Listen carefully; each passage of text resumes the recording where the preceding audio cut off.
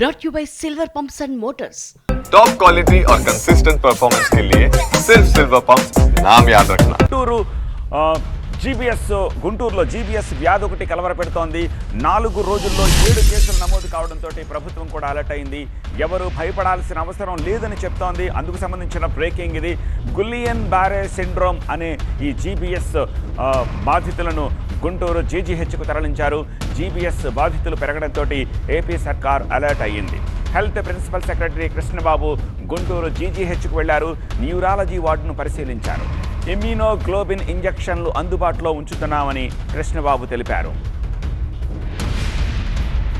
GBs కొత్త వ్యాధి కాదు, జీబీఎస్ పై ఆందోళన చెందాల్సిన అవసరం లేదంటున్నారు AP health principal secretary Krishnababu. GB syndrome అనేది కొత్త వ్యాధి కాదు, అలాగే ఇప్పుడే వస్తున్నది కాదు.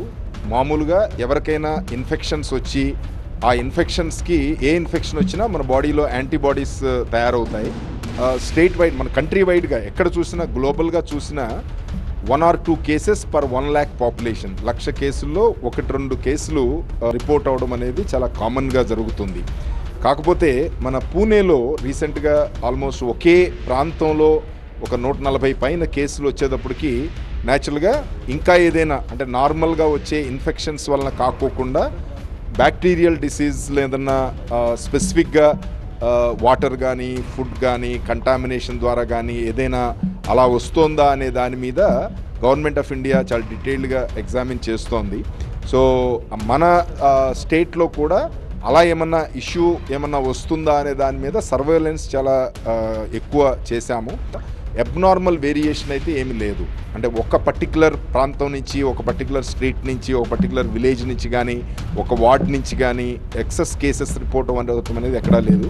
ఇప్పుడు మీరు కూడా చూశారు, ఇక్కడ ఉన్న 5 కేసుల్లో 2 కేసులు డిఫరెంట్ ఏరియాస్ నుంచి వచ్చారు. 3 కేసులు కూడా గుంటూరులో డిఫరెంట్ ఏరియాస్ నుంచి వచ్చారు.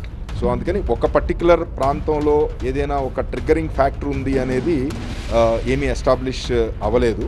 వస్తున్న నెంబర్ ఆఫ్ కేసెస్ని అనలైజ్ చేసి ఇంకా ఎక్కువ ఇమ్యునోగ్లోబులిన్ ఇంజెక్షన్స్ వైల్స్ అందుబాటులో పెట్టడానికి ఇప్పుడు ప్లాన్ చేస్తాము.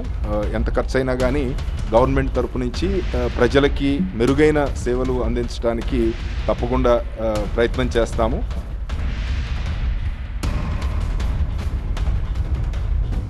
గుంటూరు జిల్లా జీజీహెచ్కు జీబీ సిండ్రోమ్ బాధితులు క్యూ కడుతున్నారు. ఇప్పటికే ఆసుపత్రిలో 5 బాధితులకు చికిత్స కొనసాగుతోంది. వారిలో 2 పరిస్థితి విషమంగా ఉండడంతో ఐసీయూలో ఉంచి చికిత్స అందిస్తున్నారు.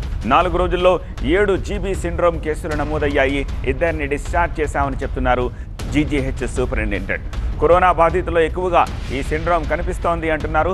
ప్రజలు ఆందోళన చెందాల్సిన అవసరం లేదంటున్నారు జీజీహెచ్ సూపరింటెండెంట్. కాళ్ళు చేతులు స్పర్శ కోల్పోయినట్టు అనిపిస్తే వెంటనే ఆసుపత్రికి రావాలని సూచిస్తున్నారు.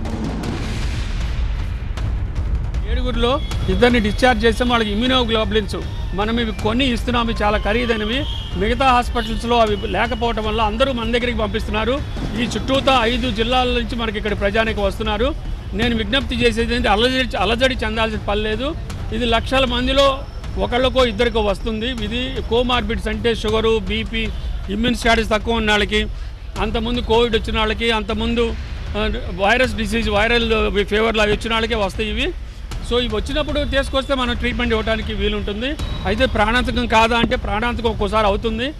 ఎస్పెషల్లీ ఏజ్డ్ పేషెంట్లో, ఇమ్యూన్ స్టాటస్ తగ్గిన వాళ్ళలో, షుగరు బీపీలు ఉన్న వాళ్ళు ఇది ఎక్కువ ఉంటుంది.